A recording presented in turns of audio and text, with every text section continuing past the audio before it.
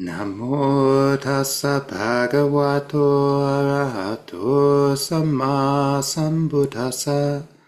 Namo tassa bhagavato arahato samma sambuddhassa. Namo tassa bhagavato arahato samma sambuddhassa. Buddhang dhammang sanghang namasami.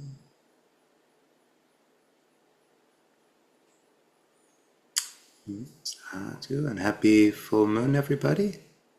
So this is the Uposatha, and you just take in the 3 refuges and the 8 precepts. So sadhu, sadhu, sadhu.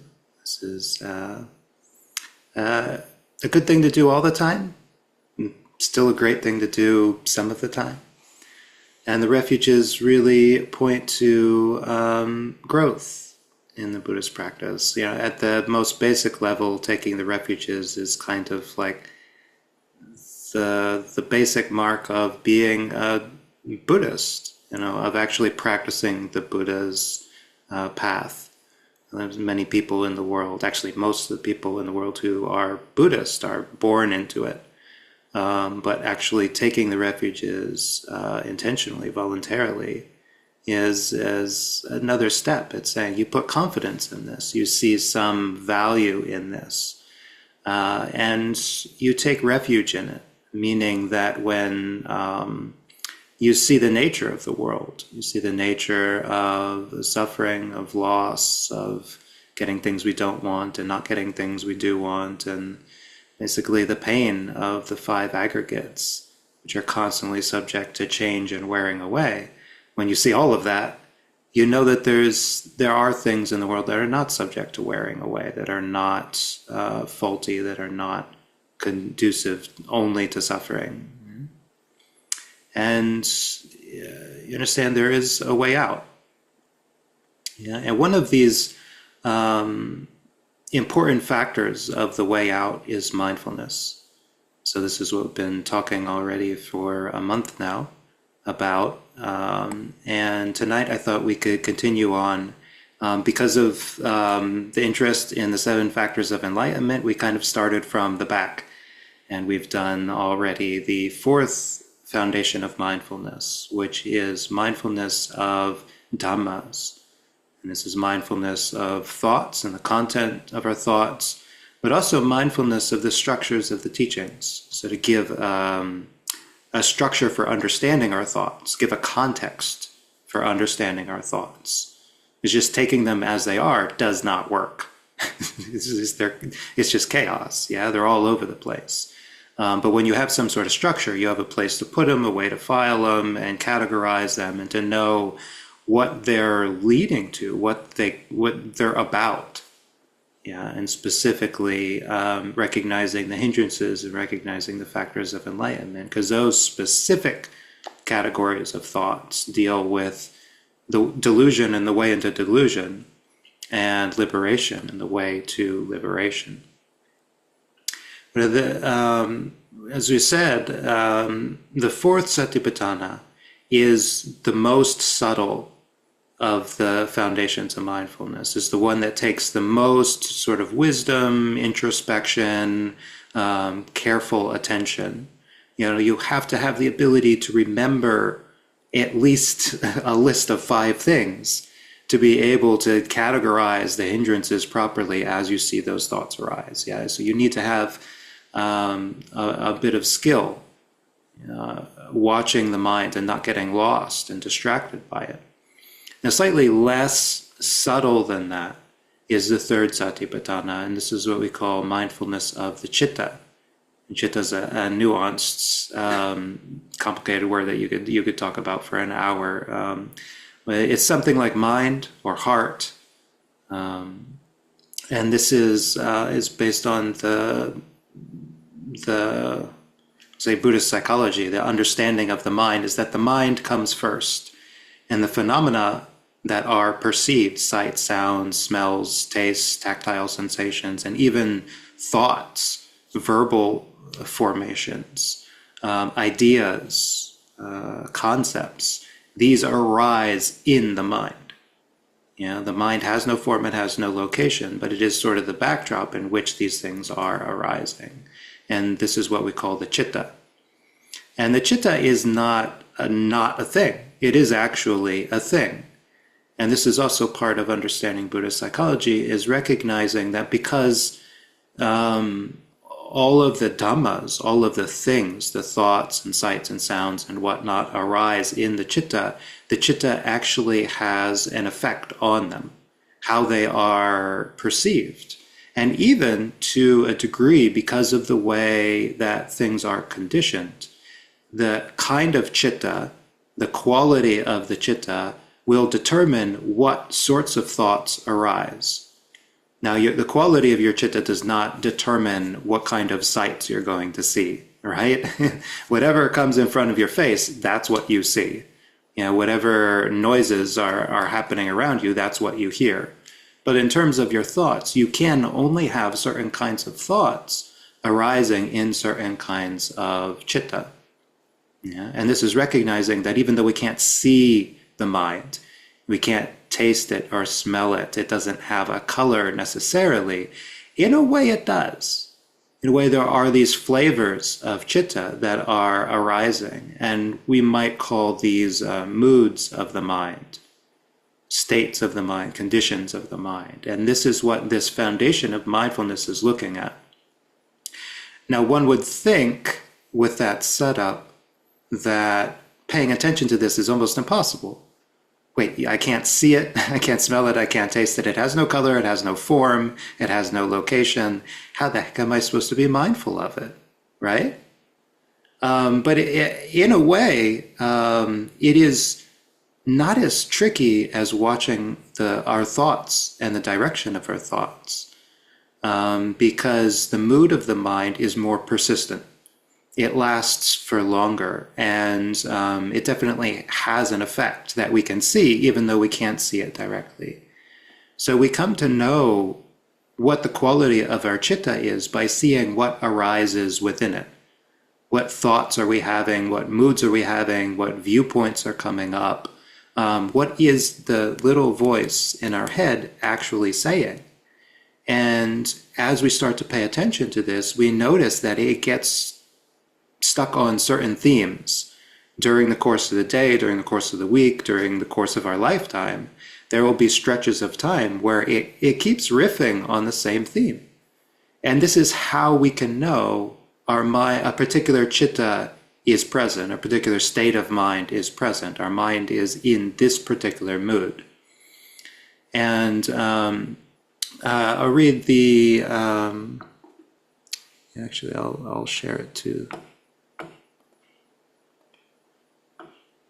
The Satipatthana Sutta here. This is Digha Nikaya 22. And this is the third Satipatthana, so observing Citta Nupassana, or observing the mind. And how does a mendicant meditate? Observing an aspect of the mind.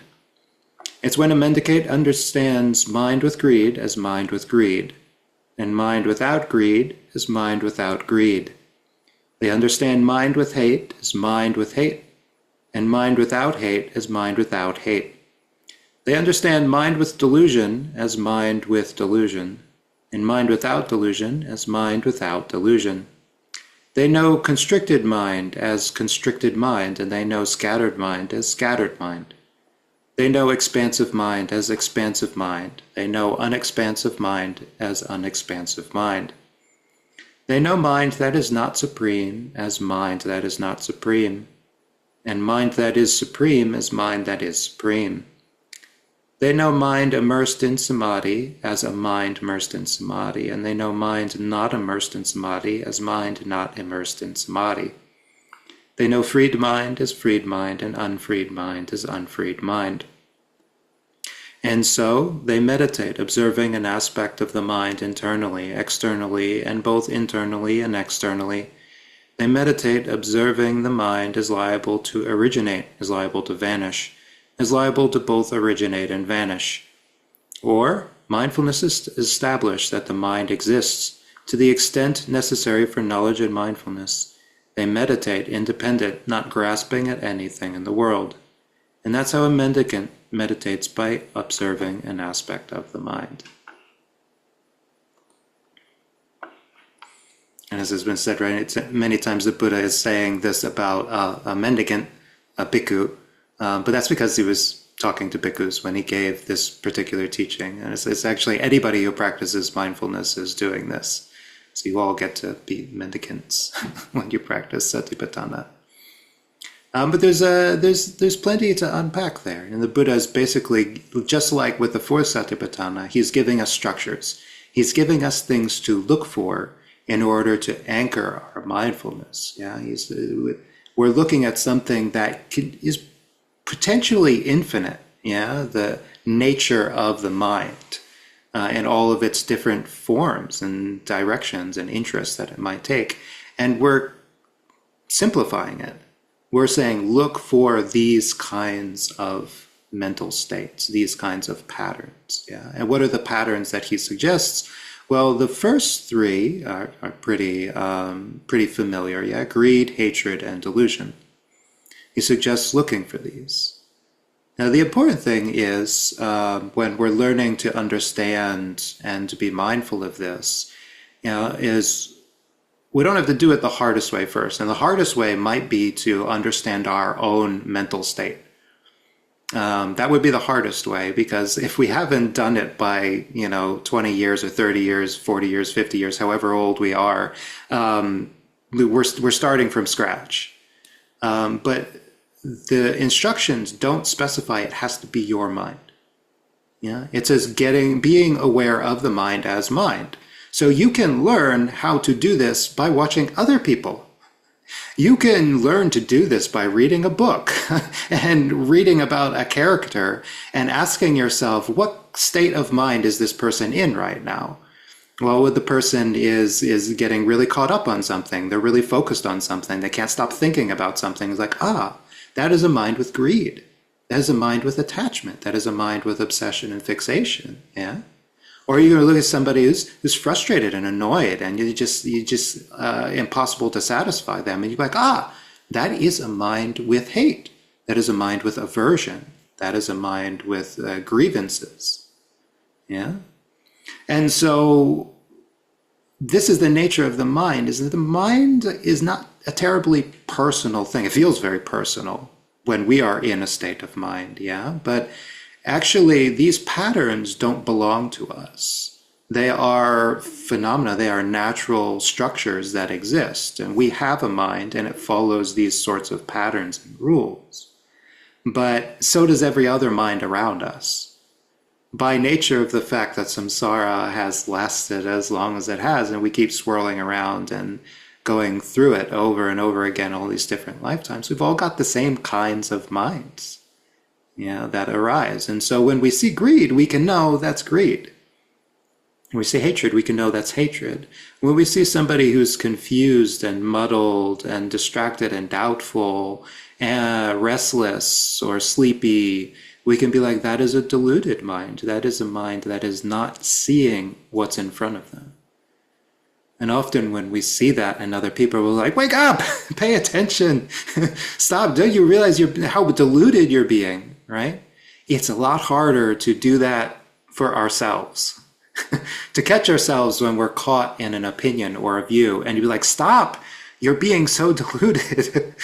Stop thinking you're right, because it's not true. Right? That's a lot harder to do, but it can be done. Once we get used to looking at mind states, looking at moods and thinking in this way.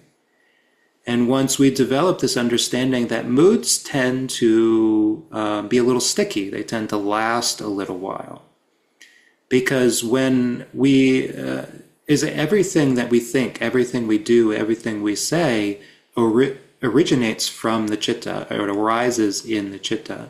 So it's not really easy for us to use those thoughts and voices and views and opinions that are arising in our Citta to change our Citta, right?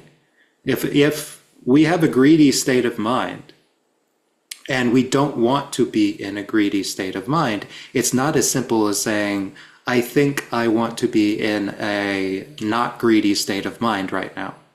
It's not that simple, because that thought will arise in a greedy mind.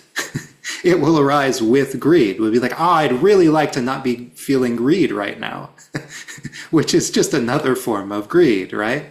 It's not easy to shift ourselves out of an attachment. As we know, whenever we're really hungry, or when we really want to watch a particular show, or we really want to buy something that we've just seen in a shop window that we're passing by, it can be hard to get the mind off of that idea, off of that object. It takes a bit of effort. Well, this is proof that the mind tends to settle into certain moods for a while. But it's not impossible, to gradually shift our state of mind by not feeding the thoughts that reinforce a certain kind of mind, and to start to produce thoughts that lead out of it, thoughts of non-greed, thoughts that are not fixated on a particular object. And gradually the mind will shift and change. And this is what the Buddha, also part of the Buddha's instructions, right? To see that our moods can and do change. They are liable to arise. They have a beginning. This was the point when I started to become annoyed. They have a middle, they have a lifetime. I've been annoyed for the last 5 hours ever since, so-and-so, said such and such. And then they have an end. At some point we realize, and then we sat down for dinner, and it was really nice to be sitting down with the whole family. And at some point you'll be like, oh, that was not an angry, aversive mind state that just happened there. I guess I'm no longer in that mood. And this is us seeing the shifting of the moods, the shifting of the chittas. Even though we can't see them themselves, we can know from all the various dhammas that are arising, because the ones that are arising will have the flavor of whatever kind of mood that we were in. And when some other kind of ideas are arising, we know, oh, the citta has shifted. And we might then be able to say, oh, what mood of mind am I in now? All of this is founded on the basic understanding, which I'll probably reiterate for every single foundation of mindfulness. We are looking at the mind as it is. This is not wishful thinking. This is not deciding what kind of citta we want to have. This is based on reality. The first step of mindfulness is to be realistic and to say, what state of mind am I in right now? What is the quality of my citta? And to just accept whatever answer we arrive at. It's a lot easier. Again, it's a lot easier to do for other people. Once we've decided so-and-so is greedy right now, we don't really have, there's no pushback, right? Because it doesn't hurt us at all. It's like, okay, yeah, they're in a greedy state of mind. I've got to get them out of it. I got to stop them from raiding the refrigerator. But when we're in it, it's a lot more like, oh, okay, it doesn't feel good to be in this particular mind state. Or conversely, it feels really good to be in this mind state. It's like, oh, I so love it when I'm feeling so friendly and connected to everybody. I don't want this to end. And it's pretty much as soon as we have that thought, we're just getting ready. We're like, but somebody's going to say something about the current political situation, or about so-and-so, or they're going to say something about this, that, or the other thing, or they're going to mention their favorite sports team, or this, that, and then I'm going to be upset again. And we're just waiting for it at that point. But while we're in a non-greedy, non-hateful, non-deluded state of mind, it can be very pleasant. And we'd be like, I really wish this would last. But again, we're just looking at things as they are. This is actually, the state of mindfulness is separate from all of the things we do to bring about certain states of mind, That we're not going to talk about that so much, because right now what we're trying to establish is a continuity of mindfulness. And it turns out, actually, when we're diligent about that, it becomes a lot easier to do the antidotes, to apply the mind and restrain the mind and uplift the mind later. Yeah, when mindfulness is strong, we can catch all of the thoughts arising that reinforce a certain mood as they happen.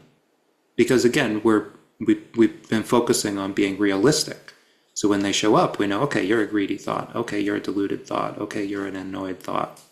Yeah, and as we notice that, we know I'm not going to follow you. I'm not going to listen to you. I'm not going to give you the keys to the car and let you do what you want, because you are a deluded thought. You should not be the one driving.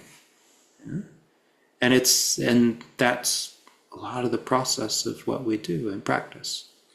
But the Buddha gives us a couple of other things rather than just greed, hatred, and delusion, which are again, kind of vague categories. He also gives us the constricted mind and the scattered mind that we can watch for. And these lead very nicely into the fourth Satipatthana. The constricted mind is, in the commentaries, it says that it's quite related to sloth and torpor. The constricted mind is one that it's going to close itself off and it's going to shut down and is kind of tunnel vision. Yeah, it's not really as perceptive as it could be. Yeah, and this is, again, a sign of sloth and torpor starting to develop. Often it's the precursor to sloth and torpor as a full-fledged hindrance. Yeah, when we stop paying so much attention, when we start to zone out, we are almost there. And if we don't catch it and do something about it, then full-blown sloth and torpor as a hindrance will arise. And then it gets very hard to be mindful, very hard to be awake and energetic, because we have to deal with a mind state that's already closed off from everything. And opening it back up takes a lot of work. Conversely, we have the scattered mind. And the scattered mind is restlessness. Yeah, and the precursor to restlessness. Yeah. And so recognizing this is this kind of double-edged sword, yeah? Because if we're really prone to restlessness, then noticing, oh, I'm starting to feel anxious, can sometimes make us more anxious, yeah? If we have an anxious state of mind going, then the things that arise in it are going to be based on anxiety, right? So doesn't it seem like if we focus on that, we're going to be perpetuating it? But actually, when there is wisdom present, and we notice, oh, right now I'm prone to restlessness, we can start to gradually diffuse it before it becomes a full-blown hindrance that will make, mindfulness and clarity difficult or impossible. Yeah, and we see this throughout the day. It is one of the more basic conditions of being a being, is a sort of low-level restlessness all the time. It's very hard for us to just stop and just be okay and just be mindful and not do things, not try to change things. What we can look for is when the doing and the changing is on autopilot. Yeah, when we can't stop ourselves from like shifting things and, shifting our chair and stretching and thinking about this thing or that thing that we're going to do. It's like when we can't settle, that's when we know there's this particular mood of mind is present. And that's when we want to be like, oh, okay. Focus on the breath, calm down, don't feed it. And it will become diffused. And then the Buddha gives the expansive mind and unexpansive mind. And these are sort of like, in the way we have greed and non-greed, we can have the expansive and unexpansive. And, or rather, expansive and unexpansive is kind of looking at a metric in the way that we can have contracted or scattered. The flip side of that would be expansive. So these are not a hindrance. These are kind of the precursors to a more open mind, a more connected mind. And in this way, we can note how perceptive we are, how spacious our mind is, how bright it is in a way. In the way that in Buddhist psychology, light and consciousness are the same thing. Yeah, how easy is it for us to like connect with our surroundings? It's sort of like taking our pulse. It's like if it's easy for us to connect with things, we're like, oh, the mind is quite bright and expansive right now. But maybe late in the day, we're kind of tired, it's been a long day, there's been a lot happening, we just want to shut down. Well, then we can be like, oh, the mind is not very expansive right now, not very bright, not very perceptive. And we just be mindful of that, right? Because if we're sitting down for a meditation, this is a great thing to be mindful of. And this is why I often start our meditation sessions every Wednesday with just, okay, sit down, set your space, set an intention to be mindful. What do you hear?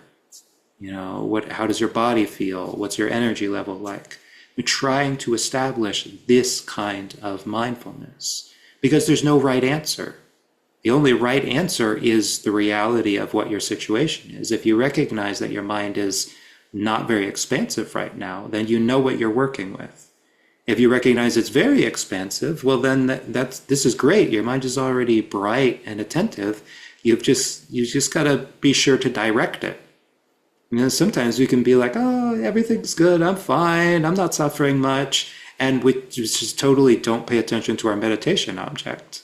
The expansive mind can work against us if we don't recognize that we're getting distracted by stuff that's happening around us.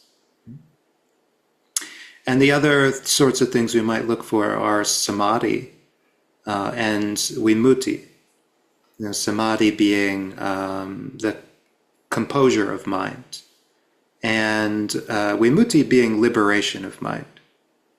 And these are, samadhi kind of leads to vimutti, but samadhi, we've talked it to death. There's all of these different jhana factors, and as the hindrances start to subside, we can see the factors of samadhi start to gather and to arise and to get strong. And this is a spectrum. It's not an all or nothing thing. The jhana factors are always there, arising to tiny degrees, usually in our day-to-day life. But when we actually meditate regularly, when we cultivate these states of mind, then they're there more and more often and stronger, and something that we can draw upon. And so this is recognizing when we have the qualities of samadhi present in the mind. When this is possible, we know that our ability to see things as they are will be a lot stronger, will be a lot more effective, right? Because these very factors of samadhi counteract the hindrances, which are the conditions for what causes ignorance. And vimutti is when the mind is actually freed from the defilements.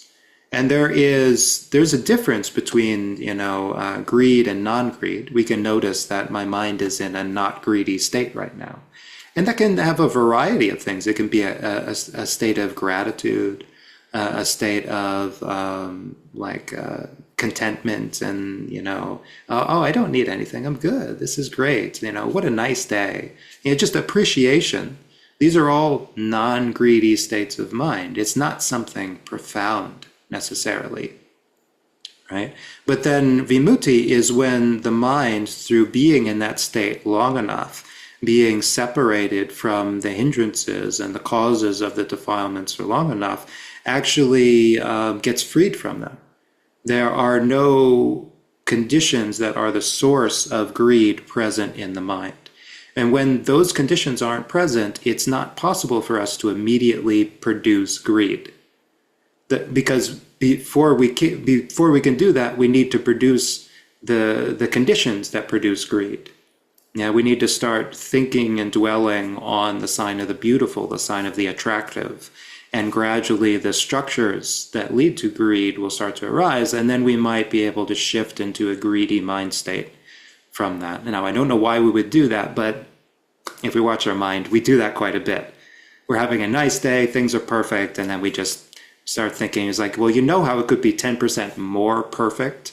And it's like, the mind just goes off. And if we're mindful, though, we'll catch it and be like, well, there's no such thing. No, this is good. And, I can't say what tomorrow will be like, but right now I'm just going to appreciate this. And that is us really sticking with it and saying, it's like, okay, what if I But I focus on this liberation of mind, dwell in it, and really appreciate it, make it strong, make it a feature. I want to be here a lot. Yeah, and in fact, in the future, I hope to move in and just live here permanently. But for now, I'm just going to appreciate it while I have it. And it's not, again, it's not a rarefied thing. It's not something that we never experience. But what we never experience accidentally is the mindfulness, right? It's very rare for us to notice this unless we are trained. And this is what this is all about. The foundations of mindfulness are a training tool. It's not the thing that you hand out to everybody who walks into the monastery. Yeah, it's like, okay, try these 4 Satipatthana, they'll improve your life. Now go get happy, get liberated, it'll be fine. It's like, first people take the refuges, yeah? First they actually decide that enlightenment is possible. And then they practice generosity and kindness and compassion and, just try not to be overtly, grossly suffering. Yeah. The precepts really help with that. But further down the line, when we decide, okay, how do I really get to know what this mind is doing? Like, I keep hearing about greed, hatred, and delusion, but they keep catching me by surprise. How is that? If the mood of the mind is persistent, shouldn't I know when it's coming? Shouldn't I be able to see it coming? Well, the answer is mindfulness. We just have to train ourselves to do that. And once we have, though, there is an incredible clarity we start to get about not just our mind, but the minds of others. And there are several different stock phrases that happen especially in the Majjhima Nikaya, where the Buddha tends to give the training structures. It's very much monastic focused and focused around diligent practitioners. The Buddha talks about the psychic powers. And he doesn't talk about that a lot, and not very flippantly, because he doesn't want people to dwell on it too much. But these are sometimes something that happens. And one of them is to be able to read minds. And from the Buddhist perspective, from a liberated mind, that's kind of exactly what you're doing, right? The human being is not terribly capable of deceiving others unless those people want to be deceived. If you're really looking, you can kind of figure out where somebody is at pretty easily. And this is what this particular kind of mindfulness is like. So when the Buddha describes reading minds, he describes it in exactly these terms. You look at a person and you know they are in a greedy mind state. Or you look at a person, you know they're in a non-greedy mind state. You look at a person, you know they're in a hateful mind state, or they're in a non-hateful mind state. Just by regarding somebody and by taking in the dhammas that you see arising at the moment, you can read them very quickly. And I've heard many accounts of different enlightened teachers who will have crowds of people always coming to see them. And somebody will come up to them, and this is the first time this teacher has ever met the person. And in about 2 sentences, they know exactly what this person is all about. You're like, okay, this person is filled with doubt. Let's bring it up. Okay, what are your questions? What are you dealing with? And then say, okay, let's deal with it one thing at a time. And just how is it that a teacher can do that? And it's not actually like a really amazing psychic power. It's not like they've got some sort of X-ray vision. Ajahn Chah, one of the Thai Forest teachers, would say, he's like, people are always asking me how it is I know the states of my students' minds. Can I read their minds so I know exactly what he's thinking? He's like, I don't need to. I just go and look at the state of their kuti. I look at their cabin. If it's a mess, I know that their mind is a mess. If it's tidy, I know that their mind is tidy. That was his take on the psychic powers. It's like, this is not that hard, guys. It just seems hard if you've never done it. But once you start to do it, it starts to become quite clear that greed, hatred, and delusion are a thing. That non-greed, non-hatred, and non-delusion are a thing.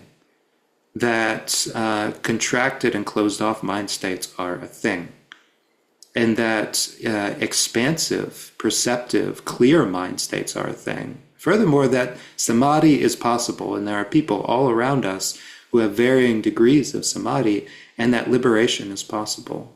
Yeah, when we start to see it within ourselves, we can start to understand it in others, and we can start to really then be mindful of the goal of this practice as it is all the time, yeah, and be able to keep it in mind all the time. When we're really clear the qualities of the liberated mind, we know exactly what we're shooting for. Right, so on this full moon night, we're now 1 month into the Vasa, the monsoon season. I say sadhu on taking the precepts and refuges, and may you diligently cultivate these satipatthana. Yeah, hopefully some of this was of some use to you and your practice. If not, just set it aside. Next time we'll get into less subtle, less minute bases of mindfulness. Yeah, and whatever works for you.